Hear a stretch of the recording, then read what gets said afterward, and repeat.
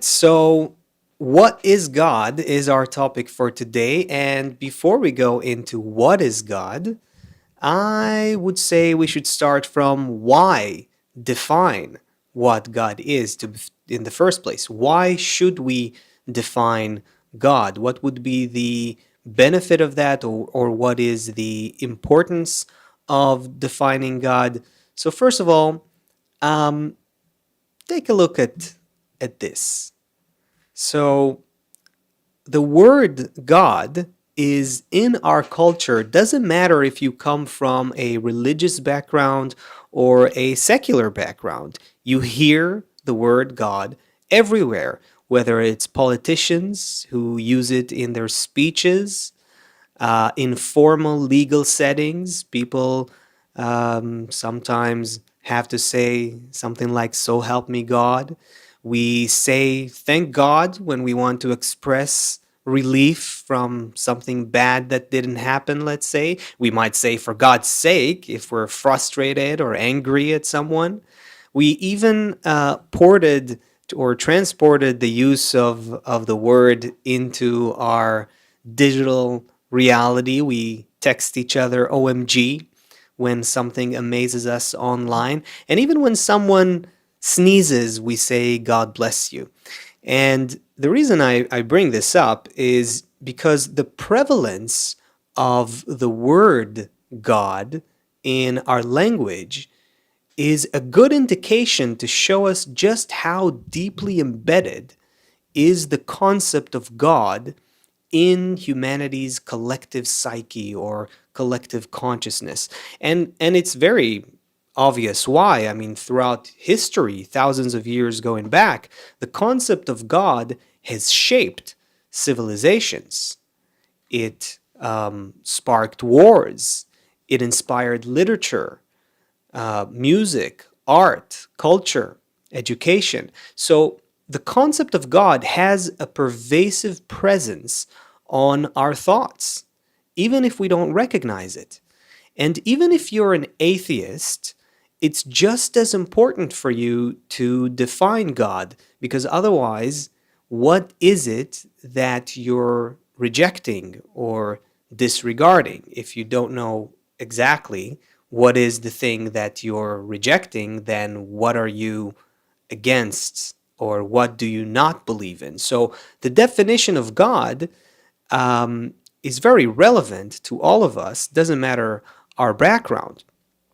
But the question that arises here is it even possible to define God? Maybe God is a concept that defies the very notion of definition. In other words, maybe God is that which cannot be defined. What would you say about that? So, luckily, we have the words of the great Kabbalist Baal HaSulam, who spoke exactly about that. So, let's see what he wrote. So, Baal HaSulam, great Kabbalist of the previous century, tells us this: regarding the essence of God, no thought can grasp him whatsoever. Thus, we have no thought or utterance of him. But the place where we are commanded to inquire is the inquiry of his actions. As written, "From your actions we know you." All right, so let's break down what we just read here. So first of all, the Kabbalist makes a very clear differentiation between two things here. One is the essence of God, and the other thing is God's actions. And he tells us further that while God's essence cannot be directly studied, it is impossible to grasp the essence of God. God's action, on the other hand, God's actions can be studied, and we are actually even designed to, destined to, supposed to study and inquire into the actions of God. And so when we talk about God's actions, what are we talking about? We are referring to everything that already manifests in creation. All of that would be considered God's actions. So this means that while it is impossible for us to directly approach the concept of God, the essence of God directly, we can study God through his actions. This is a very ancient adage from Kabbalists: from your actions we know you. In other words, if we can study the actions of God through everything that happens in existence, in life, in creation, then indirectly through his actions we can study him. And essentially, the entire wisdom of Kabbalah, authentic Kabbalah that is essentially the study of God through how he operates creation. So, with that kind of frame of mind for us, before we dive deeper into how exactly Kabbalah defines God, let's first take a quick look at the definition of Kabbalah itself, just to make sure we're all on the same page. So here is Baal HaSulam's definition from his article, The Essence of the Wisdom of Kabbalah, and he writes the following. This is his definition for the wisdom of Kabbalah. It goes like this.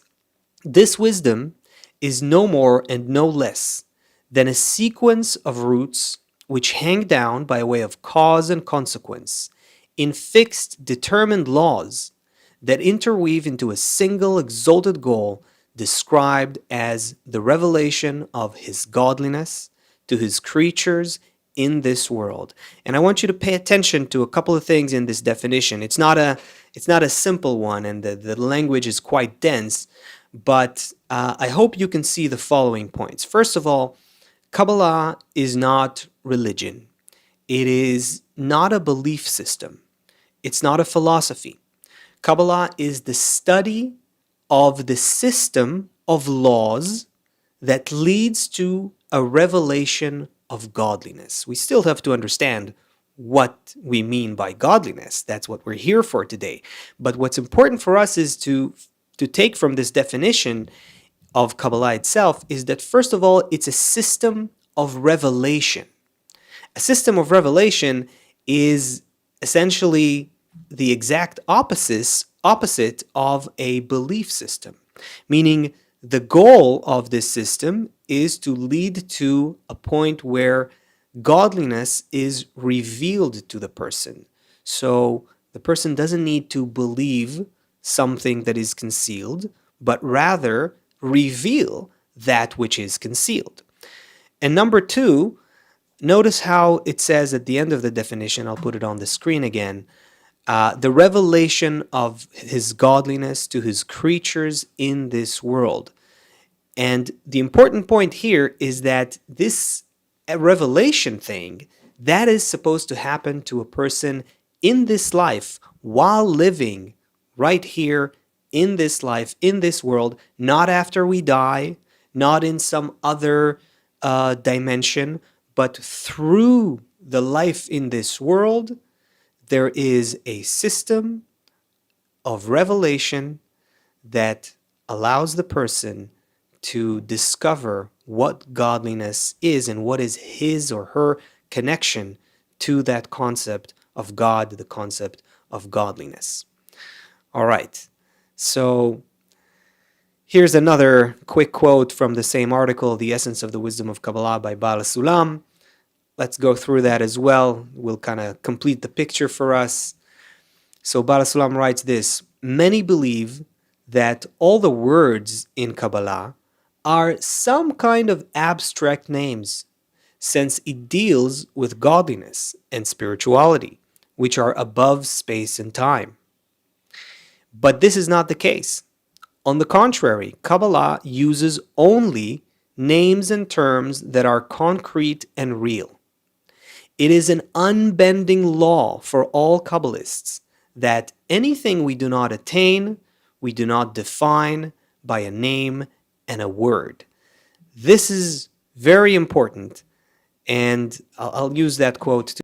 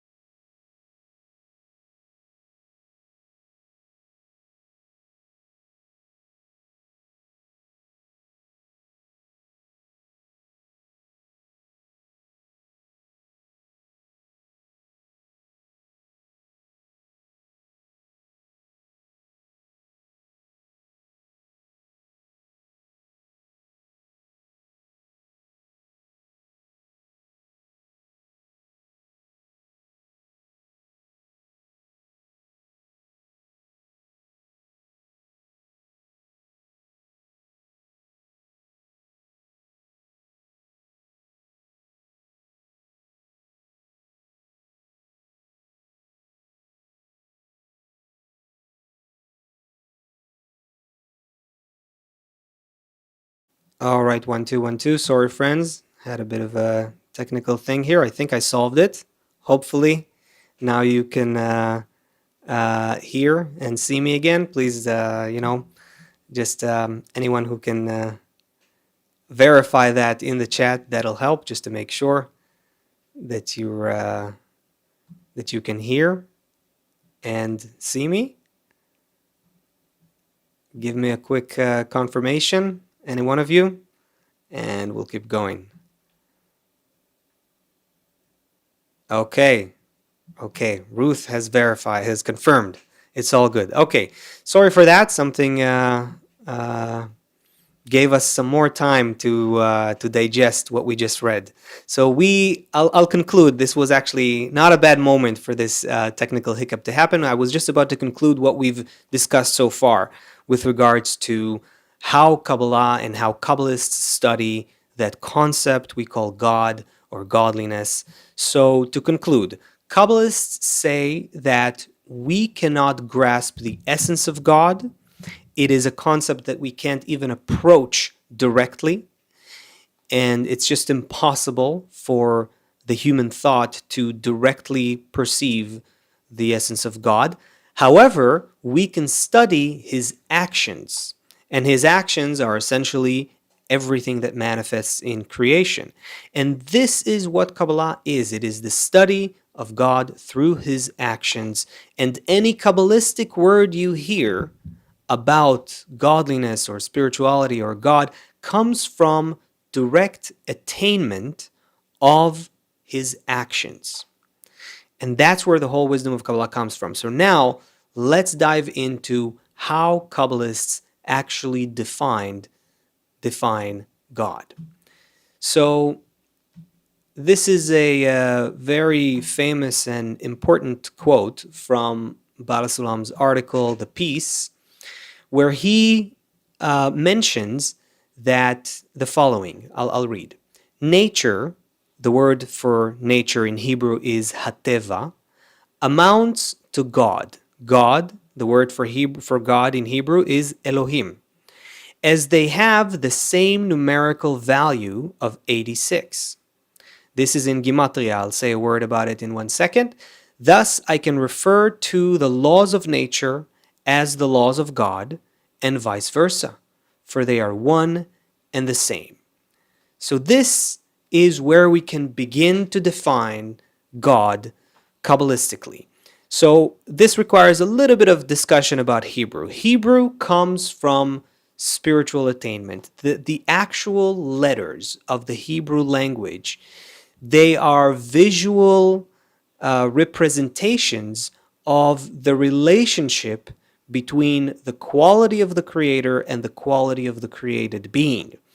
The shapes that you see in the Hebrew letters, they are a visual representation of these relationships. I won't go deeper into it, but essentially when the shape goes up or down, or when it goes left and right, when the lines extend left and right or up and down, it represents a certain kind of reception from God's quality, or a certain kind of relationship back from the creator, from the created being towards the creator. That's all I'll say about this for now, because this is not a session about Gematria.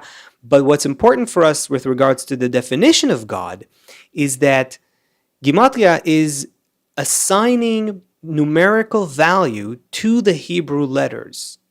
And that means that you can take a word of Hebrew, which is comprised of Hebrew letters, and another word, and you can compare their numerical value. And the Gematria, the numerical value of the Hebrew letters, can show or can point to a certain symmetry between the spiritual content of the Hebrew words. And so Baal HaSulam points out to us here that saying God in Hebrew, Elohim, is, from a numerical value perspective, from a Gematria perspective, it's like saying Hateva, which means nature, or actually more specifically, the nature. That's how it works in Hebrew. In English, we just say nature. But it essentially, in a colloquial way, all this means is that saying God is just like saying all of nature's laws. And so God, a simple way to define it from the perspective of Kabbalah is if you took all the laws of nature, the laws of nature which we have discovered, the laws of nature which we haven't discovered, there are layers of reality, layers of nature that are even hidden to us, hidden from our perception to begin with, and hidden from our scientific devices. But if you take all the laws of nature, the revealed and the hidden, and you put them all together in a single system, they're all connected. All the laws of nature are connected. Nature is one system. And so if you put all the system together, if you put all the laws together, and you as if look at the entire program of nature, that could be synonymous with the word God.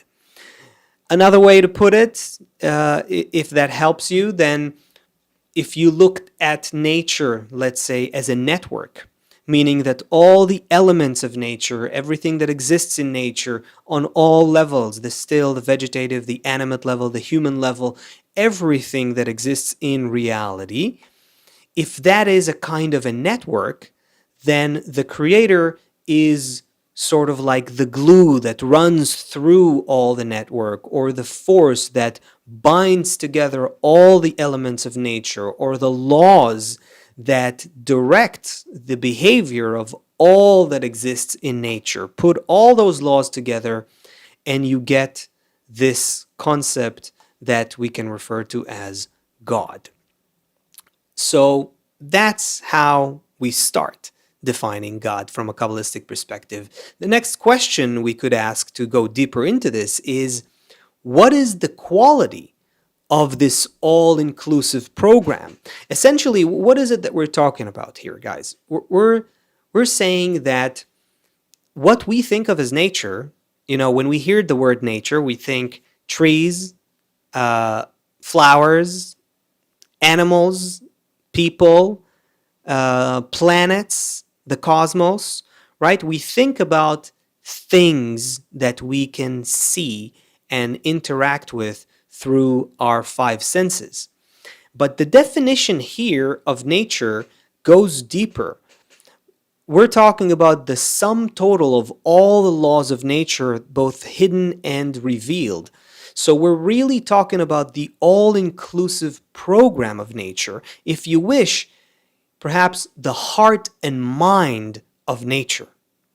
And so that's where we want to go with this definition. We want now to better understand what is the quality, what is the intent, or the attribute of this all-inclusive program, the quality of the mind and heart of nature, the deeper mind of nature, the deeper heart of nature, the deeper program of nature. Doesn't matter how you want to call it, as long as you can see that we're talking about what is beyond the picture that we perceive in our five senses, and which operates and governs everything that we perceive, and that which we don't perceive through our five senses. All right, so that would be the definition of God. Now we want to deepen that definition and talk about what is the quality of this program, of this deeper mind of nature. And for this, we're going to use some more from the Kabbalistic writings. So here is something from two short quotes, one from Baal HaSulam and one from his student, son, and successor, which was also my teacher's teacher, the Rabash. This is the second quote, and I'll read to you both. So the first quote is, "Our quality is the will to receive. The quality of the Creator is only to bestow." Let's read the second one, and then we'll unpack what's in here. So the second one from my teacher's teacher is, "With respect to the Creator, we are unable to understand that there is a reality of bestowal without reception." This is key to understanding the correct definition of the Creator from a Kabbalistic perspective. We'll get to that in a second. So we are, I'll read it again. With respect to the Creator, we are unable to understand that there is a reality of bestowal without reception, as this is above our reason, since our root is reception. Okay, so what can we learn from both of these quotes? First of all, that the quality of the Creator, the quality of God, the quality of the deeper governing force of nature, the program that guides, that creates, sustains, and guides everything that evolves, everything that exists, its quality is a quality of unconditional bestowal, pure love, if you will, or giving. These words, love and giving, they have our own earthly interpretation. That's why I'm hesitant to use them. And the word bestowal is less something that we use every day, and that's why it's a better fit here. Also in Hebrew, the word for it is hashpa'ah, which means to bestow abundantly, to bestow shefa, abundance. That's the word for bestowal. So in English, we'll use bestowal. So the quality of unconditional bestowal, that is something Rabash points out to us here, and this is very important to understand. We cannot understand, we cannot grasp a reality of bestowal without reception. This is not so intuitive for us to understand. Think about yourself for a second. See if you can imagine, whether it's yourself or others, actually. See if you can imagine what it's like to have a thought or do an action that is without any self-benefit whatsoever. Think about that. Now, some people might immediately respond with, what do you mean? Whenever I do something for my kids and only for them, and I might even work for them and sweat for them and be frustrated for them, but I do something just for their benefit. Is that not an act of pure love and bestowal? I could even make the question more difficult. What if you just help an old lady cross the street? You're not attached to that lady. You don't owe her anything. She's not your kin, your family, something like that. Would that be maybe an action of pure bestowal? Let's make it even more difficult. What if it's a soldier who gives his life for his friends in battle, jumping on a grenade, and literally gives his life? Is that not pure bestowal? Now, I understand this is potentially controversial, but if we want to be specific,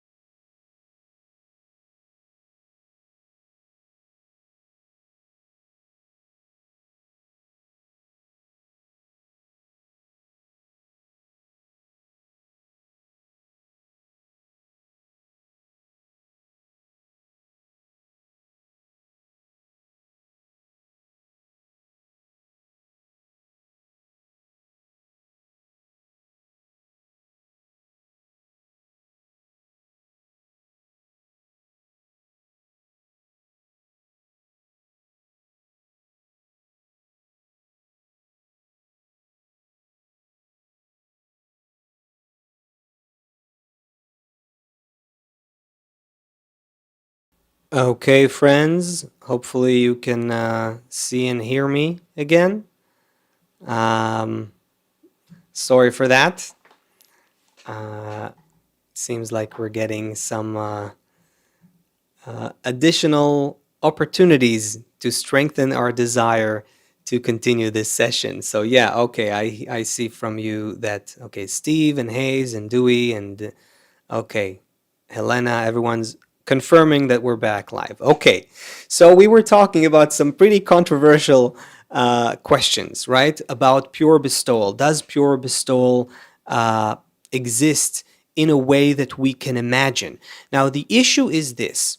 If we really want to understand this, if we really want to examine, then we have to ask ourselves whether it's the example of you doing something, giving charity, or doing something for another person, or even a soldier giving his life for another person.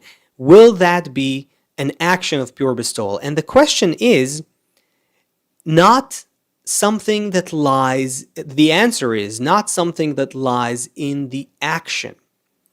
Meaning, we do not know what is the true, deep, deep, deep intention of the person who is committing the action. And it's very possible, and in most cases that is the case, that human beings, even if they don't recognize it, they're working out of some reward, something in exchange that they're getting when we're helping another person, when we're doing something good to another person. So if it's an example of me and my kids, then clearly we understand that, just like animals have an instinct to care for their kids, we too, our animal level of existence has that instinct. And when we do something for our family, for our children, for our relatives, we do that because we feel them as part of us to begin with. And so even though the action could be very much for their benefit, we can't really call this a selfless action of pure bestowal because my survival instinct is involved. My instinct of doing something for another here is because that another person, that fellow person, is a part of me. And so it's like doing good to myself when I do good to my kids or to my relatives and so forth. What about a person, again, the example of, let's say, helping the old lady cross the street? Well, here is where we can better understand what we mean by pure bestowal. It means that the quality of bestowal has no address to self. It has no calculation about itself. It has no self-reference. And so if I help an old lady cross the street and that makes me feel good, then I am probably actually doing that in order to feel good about it, even if no one knows. First of all, it's very possible that I'm doing that in order to get a kind gesture back from someone, or I'm doing that so that someone else will see me doing that and appreciate me and honor me. So if I'm doing that for some sort of respect or honor or a kind gesture from someone else, that is some form of self-benefit. I'm not saying that helping other people is a bad thing. By all means, if you can, be kind to others, help other people. It will make our life in society much better. I'm all for. I'm just saying when it comes to godliness, when it comes to the definition of God as the quality of unconditional bestowal, this is not unconditional bestowal if we do it on the condition that we feel good about it in some way, in some sort of way, even if no one knows about me doing that action, and only I know that I did it, and that already gives me some sort of a benefit, some sort of a reward for myself. That already is not an intention of unconditional bestowal. Even with the example of someone who let's say the soldier who jumps on a grenade, that soldier was trained to do so, and psychologists work with how the army builds teams in a very smart way, and they help them feel that they're interdependent, that they're connected to each other, and that in time of need, one might sacrifice themselves for the others. But even for that soldier, they don't need to be necessarily doing that with a godly intention in order to do that. It's enough for them to understand that they're saving the team, that they're helping their country, that they're doing something really great. In fact, you could say the reward is so great that I am even willing to give my life for it. So these things are subtle, they're deep. The deeper you go into the definition of the intention of bestowal, the more non-material this examination becomes, because we're starting to scrutinize human intentionality, which is unseen. A person could be doing the same action with a different intention. For example, a murderer could use a knife to kill someone. A doctor, a physician, could use a knife and cut someone in order to heal that someone. So that's just an example to show you that potentially the same action could have a very different intention, even opposite intention. And so the level of intention, the realm of intention, the realm of human intentionality is hidden from our five senses. And the only access to it is through our internality. And so if you really, we could go on, and this is a lot for someone who's thinking about this for the first time. This could be a lot to digest, but really, maybe make it an exercise. After we finish this session, take 24 hours or even a week and try to test yourself and see if there is any action that you can do without any kind of reward, any kind of thought of a reward that comes to it, any thought of even a good feeling that comes from doing that action. Can you truly do a purely selfless action? Can you have a purely selfless thought without any shred of reception, any shred of self-benefit? And so I definitely encourage everyone to test that. That is something that this is one of the first exercises in the wisdom of Kabbalah, I would say.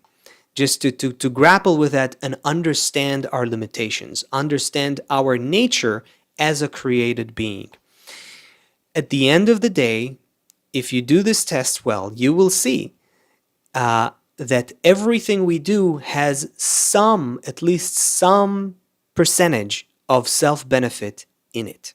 And everything we think also has that. In fact, our entire perception of reality is built on reception. That is the very quality of us as created beings. It's also the quality of animals and also plants even, which are also levels of this quality of reception, and even the inanimate matter that we see around us. But that's a topic for a different discussion. So with regards to the definition of God, this is where Kabbalah makes things very, very precise. The quality that we call godly, the quality of godliness, the spiritual quality, the quality that guides and directs and evolves everything in reality, the quality that creates life, the quality that creates everything that we call existence. It is a quality of pure, complete, total, and unconditional love and bestowal. And that is something that we cannot understand with our human minds, which are based on a quality of reception. We can't imagine what it's like to think outside of ourselves, not in relation to any kind of self, without anything that comes back to myself. But that, being outside of the self, is the very definition of spirituality or godliness or the quality of God. Now, we can take it a little bit deeper, but I think maybe that's deep enough. Let's go on to some questions, right? So let's see. Ben Yarsky said, Ben Yisrael. I hope I'm pronouncing your name correctly, your last name. Anyway, Ben is asking, probably a mother giving birth, so that was probably in relation to my question, right? Can you think about a selfless action? So I think we thoroughly covered that. That is directly connected to our survival instinct, to our human instinct, to our animal instinct. This is the thing that provides the power for a mother to go through birth. By the way, it's a very interesting thing, motherhood and the motherly qualities that we identify in this world, in this life. It is actually pretty much the one and only example that Kabbalists use when they try to describe how the Creator relates to creation. It is somewhat like a mother. Now, of course, a woman in this world who becomes a mother, that doesn't make her immediately spiritual. But it is true that because women give birth and they're able to exhibit this motherly quality towards their child, even though it is happening within the will to receive, within our quality of reception, which we were created with as created beings, it is still an example, a kind of a replica that exists inside our desire to receive, inside our quality of reception. There is this example of bestowal, and we can learn from it about spirituality. I'm not saying that any mother who gives birth and takes care of her children is spiritual, but in a way, they're closer. Women are generally closer to spirituality. You could say that because they have this, they exhibit this replica of the godly quality, the spiritual quality of motherhood. Anyway, you know what, Ben? I'll say a few more words about it because that's. I think it's relevant for, it's probably interesting for not just you, but everybody. And it is related to the definition of God. So here's how I'll approach it. So one of the things that we see from the Kabbalistic writings and the scriptures is that many times the Creator or God is referred to as a he, him or he. So what are we talking about here? Why is God a male? Why are we referring to God that way? And I just said that the quality of motherhood is a representative of the godly quality. So how does that work, right? So this is a bit advanced, but I'll go in there and hopefully you could see how this makes sense. The quality of bestowal, the quality of the Creator, when creation was created, it was imprinted into the quality of the created being. Again, the creation, the created being, was created as a will to receive. That is the foundation of what we are. That is how we perceive reality. That is how we exist. Our mode of existence is reception. That's why we can't think naturally, instinctively about anything if there's at least some percentage of self-benefit in it, some percentage of reception in it. So that's what we are, a quality of reception. But as part of the process of creation, the quality of bestowal, the godly quality, the quality of love and giving was imprinted. It was actually we call this process shattering. It was even shattered into the quality of reception. I'm not going to go deeper on the shattering now. It's a big topic. But what's important for us is that this is why we see bestowal and reception, giving and receiving throughout all of nature. If you look at all of reality, all of existence, all of nature, you will see that it's made up of two opposite qualities.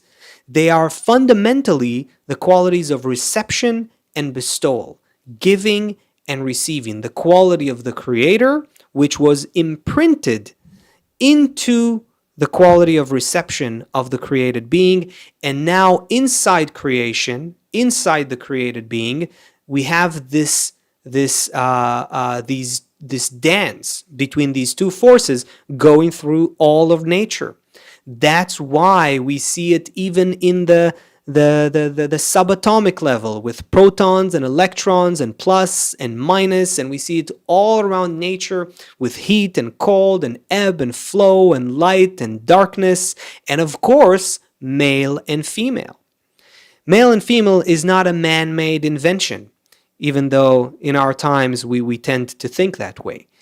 This is something that is fundamentally rooted and embedded into nature itself. This dichotomy between male and female, the dance between male and female, is the thing that creates life. It creates the next level of life, not just between humans and between animals. It happens on the very basic levels of matter as well. We see this positive and negative force, this expansion and contraction.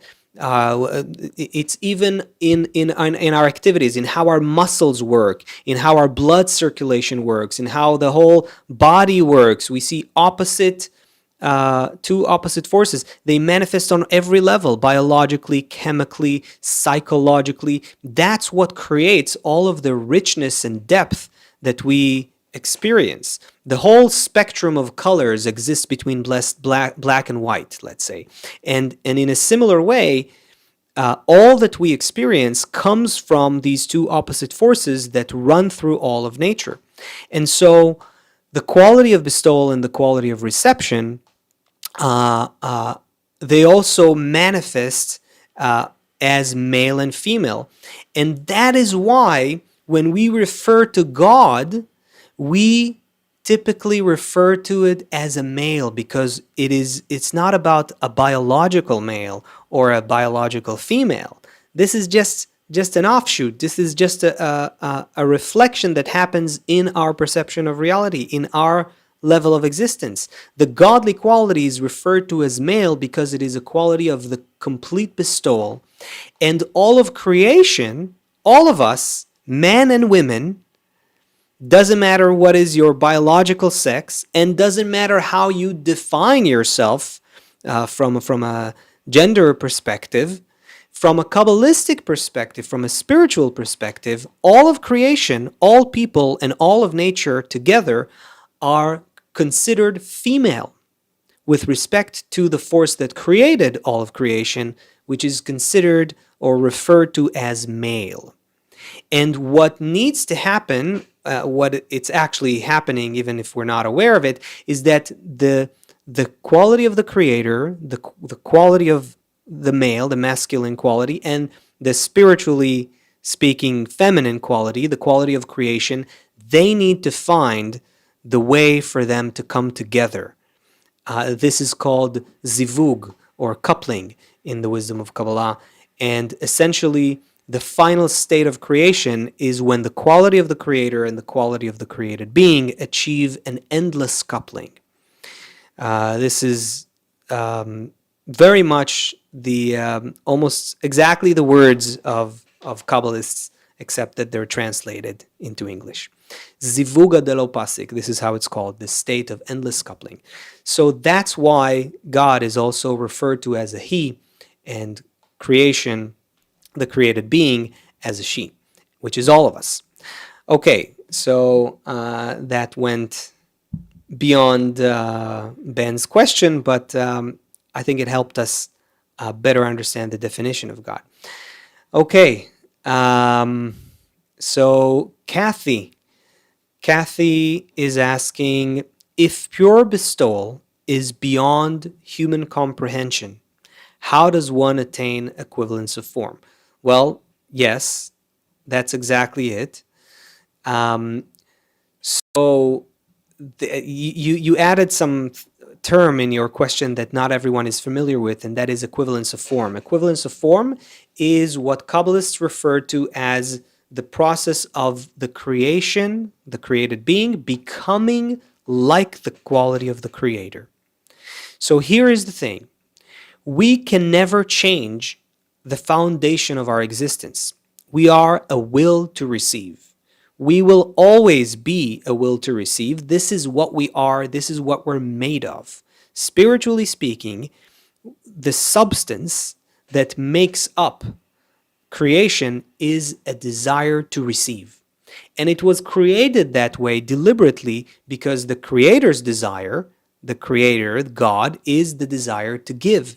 That's why it created a vessel, a receptacle, in the quality of receiving, of reception. However, what we can install above our desire to receive is a new kind of intention, which is to receive, because we can't exist any other way, but to receive in order to bring contentment to that force, the Creator, God, that wants to fulfill us.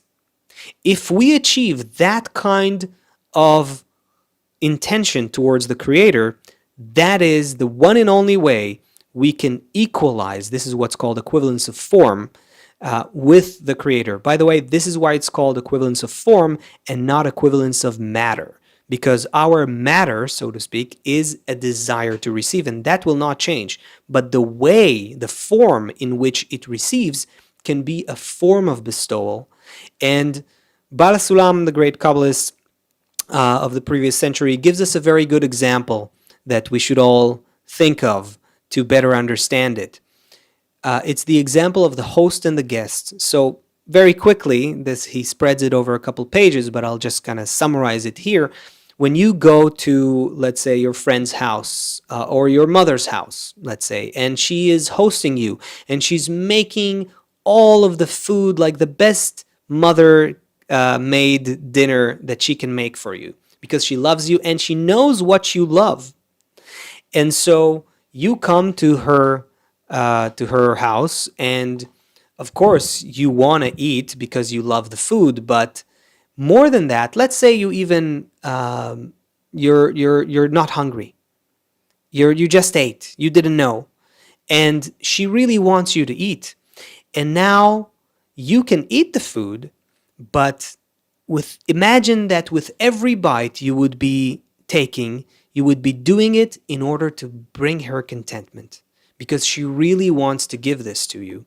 And now your bite becomes just a vehicle through which you can feel how you are doing good to your mother, how you are bestowing to your mother, even though the action you're doing is an action of reception.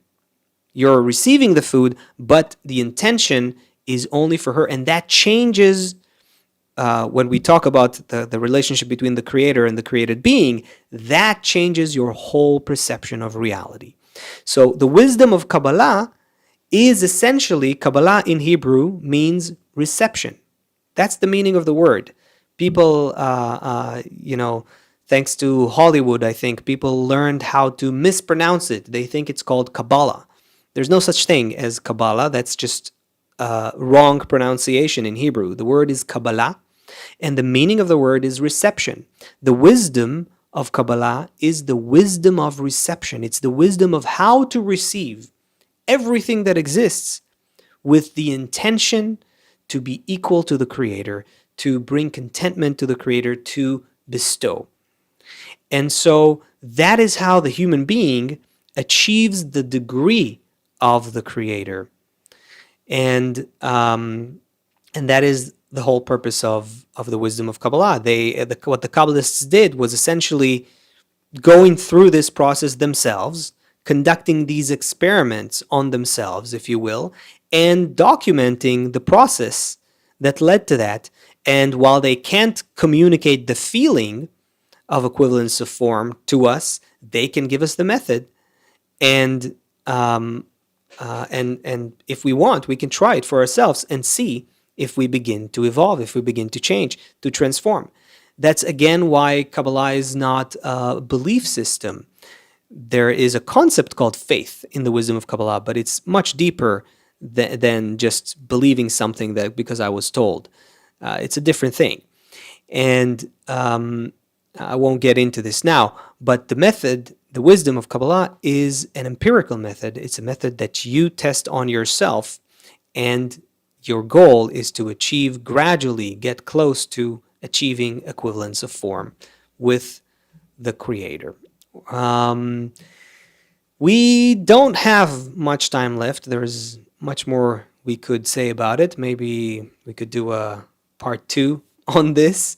But maybe I'll do one or two less questions. So, Stefan, you know what? I'll take a few minutes and I'll try to do a blitz with as many questions as I can, but the answers will be short. Okay, we'll try. We'll see if that works. If that works out. So Stefan was asking. So we are all vessels for the Shechina, and us giving pleasure to humanity is equivalent to giving pleasure to the. Wait, I can't see that. To the Creator, I guess the question is. For some reason, it's I can't see the last word here, but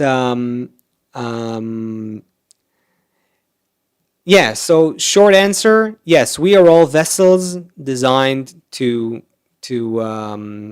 become like the Creator. Lisa Simplified is asking: is performing an act of kindness privately or in secret for the purpose of pleasing the Creator with no visible, tangible reward considered reception? Try and see for yourself. That's a good question, but this could be a good exercise. Give it a try. Okay, Annie is asking something about agnosticism. I'm not sure what the question is exactly. I'll move on then. Hayes Anderson is asking: if we try to bestow like the Creator, will we just set the world on fire? Well, look, if you try to be like the Creator, you're essentially doing what we practice in the wisdom of Kabbalah. So that's not a bad aim. That is a very much an aim for spiritual development. But you do have to understand that you can't directly just act like the Creator because you don't know what that means.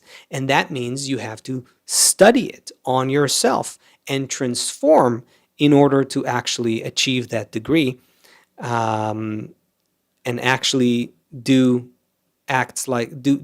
deeds like those of the Creator. Here is one from Jean. There are times when I don't feel like doing something, but I do it anyway to obey God's commandments. Is this also for self-benefit? You should check for yourself, but obviously, ultimately, if you found some motivation to do it, there is some benefit involved in that. However, from a Kabbalistic perspective, this is something we recognize. We know this is how we develop. And therefore, this is called from lo lishma, we come to lishma. This is a deep Kabbalistic statement, but in a superficial way, what it means is, of course, ultimately, our intentions are for self-benefit. But if we want to develop spiritually, we start working to evolve our intention, to build an intention of bestowal. And even though at first we can't do it 100%, we can't do it purely, the act of trying, that builds in us what we actually call a prayer, what we call a desire to contact the Creator's quality. And then ultimately, after we've done enough such exercises, enough such effort, labor we've put into changing our intention, even though we couldn't do it, we tried again and again, ultimately it builds the desire for a true change within us. And then the Creator actually comes in contact with us, let's say. We achieve a certain kind of overlap, equivalence of form, with that quality of pure bestowal. Okay, there are more questions, but I can't continue at this point here. What I am doing, though, I am moving into another hour of Q&A on this and everything else you would like in the KabU Zoom. So this is for the KabU members. If you're not a KabU member or you want to join this, yes, you can. You can do it now. I think our friends will put a link in the chat. You can join KabU in a matter of a few clicks. There's a free trial for everyone to try it out. So you can join KabU, and then you'll also get the link to the Zoom, which will start in just a minute or two. So everyone's welcome. I will be seeing the Kabu members and anyone who might join right now in this Q&A in just a minute from now. And I thank you for watching. I hope this was helpful, and I do see that we might need to do a part 2 on this because there's more to discuss. So leave a comment if this is something that you want to see here, and we'll do our best to do it. Thank you again, and all the best.